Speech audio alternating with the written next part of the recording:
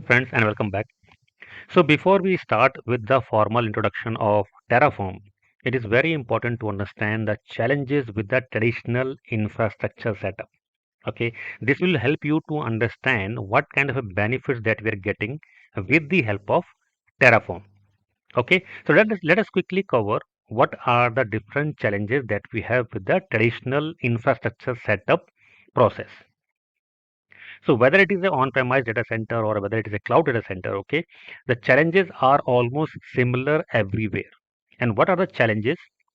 The very first thing, traditional infrastructure setup mostly managed manually. Okay, so what does it mean? So whenever we are going to configure any of the resources in our data center, whether it is a cloud data center or the on-premise data center, okay, we have to do lot of manual efforts, or we have to follow lot of manual action plans for the configurations of the complete end-to-end infrastructure, which include your software as well as your hardware. Okay, so let us take an example. If you want to create a virtual machine, not a specific only a virtual machines, we have multiple other dependent steps. Like once your virtual machine is created, you need to install the particular operating system. Let me mark it. Okay, so once your virtual machine is created, you need to install the corresponding operating systems. Okay, or even you are configuring a virtual machine on the cloud. During the configuration, you have to manually log into the AWS console or the cloud interface of any of the cloud service provider that you are using. You have to go to the create virtual machine, then you have to select the corresponding image which contain the operating system. Then once the machine is created, you need to install the softwares. You need to configure the multiple security configurations, multiple network configurations, right? So what is the problem with this particular approach? So this is completely a manual setup, manual configurations. Every time you have to do the same kind of a things whenever you want to configure an environment. You need some time to configure the virtual machine. You need to install the operating systems. You need to install the different softwares. Along with that, each and every software has a multiple dependencies that you need to install and configure. You need to configure multiple network security operations. Okay, so there are a lot of challenges with this particular manual process. So what are the challenges? The very first thing, it is very time consuming, right? So every time you have to do the same stuff, you have to create a virtual machine, which is going to take some time. Okay, it is a high chance of human errors, right? Because every time you are doing the manual configuration, there is no automation, there is no standard configuration is placed. With the help of that, you are configuring the environment. There are multiple engineers in your organization. There are multiple support experts are there. Okay, so every time they are going to the console, they are getting the virtual machines, and when we create the virtual machines, we have to provide the multiple inputs like the number of cores, number of CPU, the required RAM. Then there are multiple configurations or input that we need to provide when we configure a virtual machines, right? So because it's a completely end-to-end process for a creation of virtual machine, installation of operating system, software, configuration of network, security, so there would be a chance of the human errors. Okay, and it is very difficult to manage the large infrastructure. So where you have a very large infrastructure, and if you are doing every configurations, every maintenance as a manual work, okay, and if your infrastructure is very large, then managing a network or managing a complete infrastructure manually is a very you can say human errors prone, time consuming, and very difficult to manage. So what kind of a challenges that we can face when we are working on such an environment where everything we are doing manually? The very first thing is configuration drift.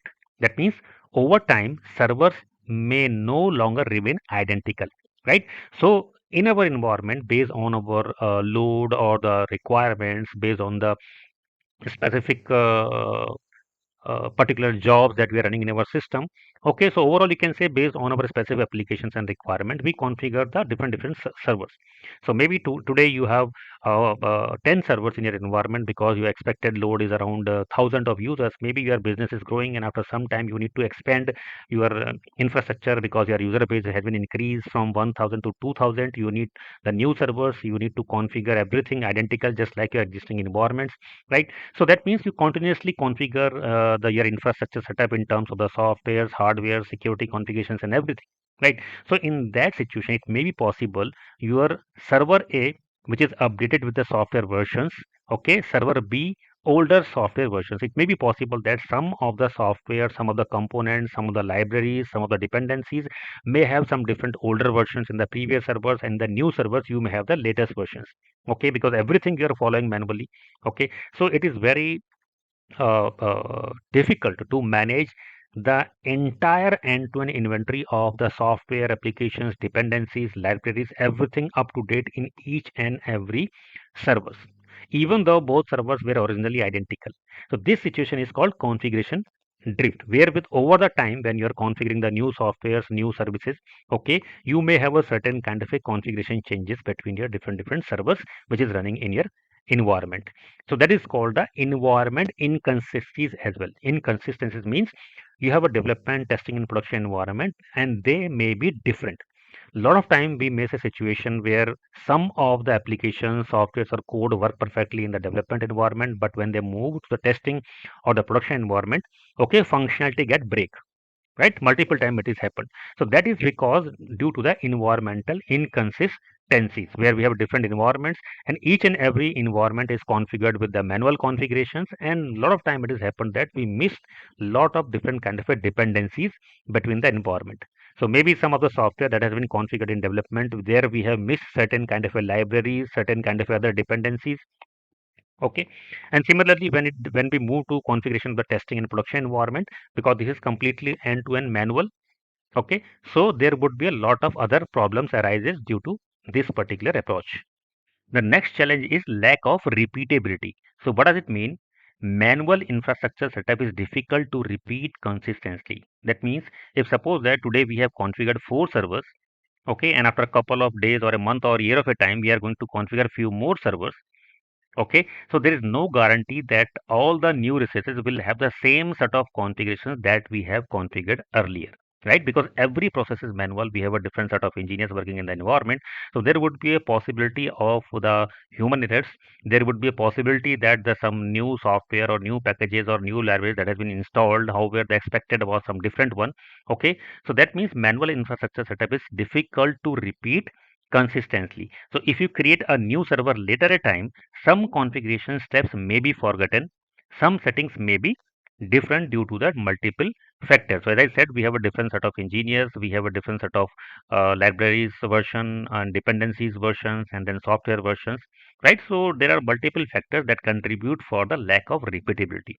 So what would be the result in that case? The infrastructure became unpredictable and inconsistent, right? Because multiple time it has happened that when we are working in an environment, we identify that a lot of the configuration parameters are different across the different environments, or even sometime in a same environment, like if it is a production, you may feel that some of the application level configurations or the OS level configurations are different in a one node, and it's a different in a other node, right? So these kind of a inconsistencies called the lack of repeatability. Okay, and what are the other problems that we face with the help of lack of repeatability is audit and compliance issues, right? Because as I said, we have a multiple set of engineers working in the environment, right? So it is difficult to track who made changes, what changes were made, when changes happened. Okay, so this creates the problem for security auditing. So whenever we have auditing and compliance, then it is very difficult to trace who made the changes, what were the changes that have been made, right? When the changes were made, and there would be a problem for the from the compliance perspective. Okay, and then you have issues with the troubleshooting as well, right? So if I compare it with the software versioning, okay, to explain in a better way, so what we do in actually in the code, so when we develop a new code and we deploy it in production, so we specify a version, right? So we maintain it in a central repository. So now next time you enhance your code, then you release it with a new version, and previous version is maintained there, right? And this cycle is follows always whenever you're deploying the new code. You will always have the previous code, and anytime you want to roll back to the previous code, okay, you can easily roll back to the previous code where the code is maintained in the central repository with a specific version, right? So here when we talk about the infrastructure, okay, so we do not have such mechanism here in the infrastructure setup. When you are creating the virtual machines, when you are creating the storage, when you are configuring some other resources of your infrastructure, so we do not have this kind of a mechanism. And this kind of a mechanism we have to introduce, okay, for audit to avoid any audit and compliance issues. So what will happen in that case? Because when we do the update in the code, we maintain the code in this way. So we have a complete history of the code, right? Who made the changes and what changes were made, when changes happens, everything is maintained when we do follow the code. Similarly, just like the code, we have to maintain it for the infrastructure as well, and that is why it is called the infrastructure as a code. So we are configuring the complete infrastructure with the help of code or the configuration files. Okay, and each and every configuration what we are doing in the our infrastructure is maintained in a specific version, just like we maintain the code in the central repositories. Okay, the other challenge of this manual approach is the scaling challenges. That means, suppose that today you have configured 4 servers and you were expecting the 1000 users. Maybe after 1 year of a time, your user base has been increased to 2000. Now you need to scale your environment. That means you need to add 4 more servers in your existing infrastructure. So for scaling your environment, again, you need the same set of virtual machines, same set of softwares, same set of application, same set of OS level parameters, same set of application level parameters. That means you need to replicate, complete your end-to-end environment. Okay.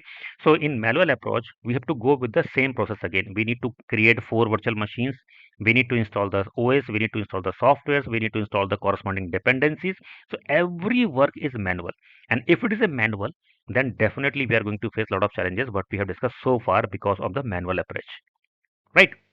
So the scaling will be a challenge because whenever you are going for the scaling your environment, you have to follow the same manual process every time. You are creating the virtual machines, you are installing the OS, you are installing the application softwares, you are configuring the different OS level parameters, software level parameters, integration. So every process is manual. So scaling would be a challenge because scaling your environment is again going to take a lot of time, right? So in a nutshell, what we have discussed so far, when we do the provisioning of our infrastructure, which contain all the hardware and software resources along with our applications, okay, with the traditional manual approach, we have a lot of different kind of challenges. There could be a human errors. There could be configuration inconsistencies. It is very difficult to scale, lack of visibility of the changes, right? So all these problems solved with the help of Terraform.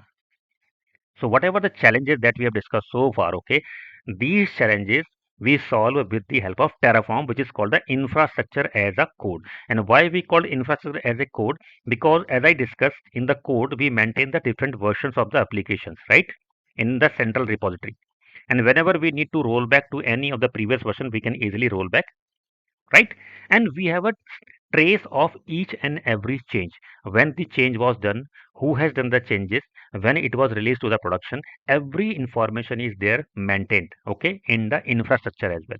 And all these changes that we do with the help of code, or this code also you can refer as the scripts.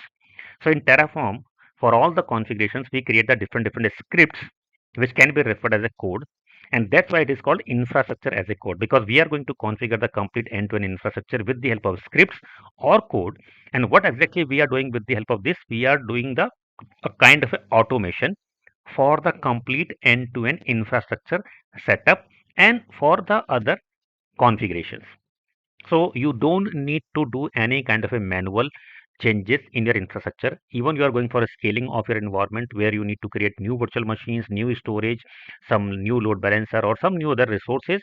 So everything we can do with the help of scripts. That means you define it once, and then whenever you need similar set of configuration, you can execute the same scripts or code again.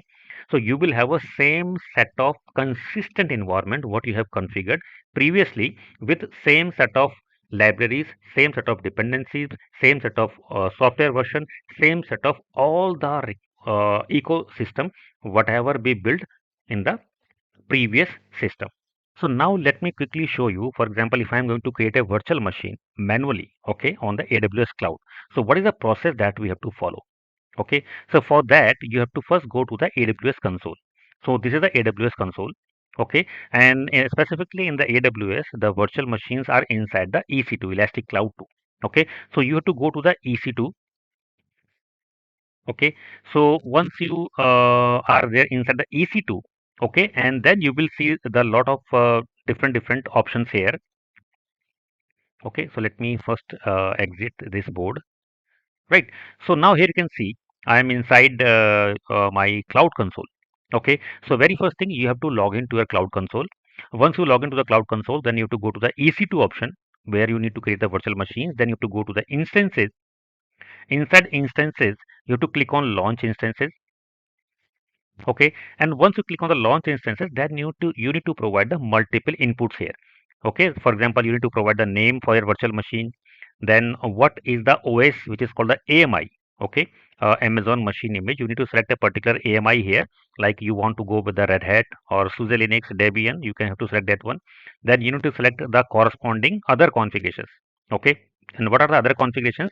For example, you have to configure the instance type. Okay, instance type defined like what is the CPU you required for your virtual machine, what is the corresponding RAM for that. Okay, then you need to define the key pair. Okay, here for login to your machines, you need to generate the key pairs. Then you need to define the multiple networking configurations. Okay, so as we explained, I have explained in the initial sessions of the AWS introduction, you have to select the VPC, you have to select the subnet. Okay, and then there are a lot of other configurations like storage configurations. So that means it's a completely manual process, right? So you have to log into the AWS console, then you need to go to EC2, then you have to click on the launch instance, then you need to select the multiple configurations manually, right? So every time you have to configure a virtual machine, you have to follow the same sort of process.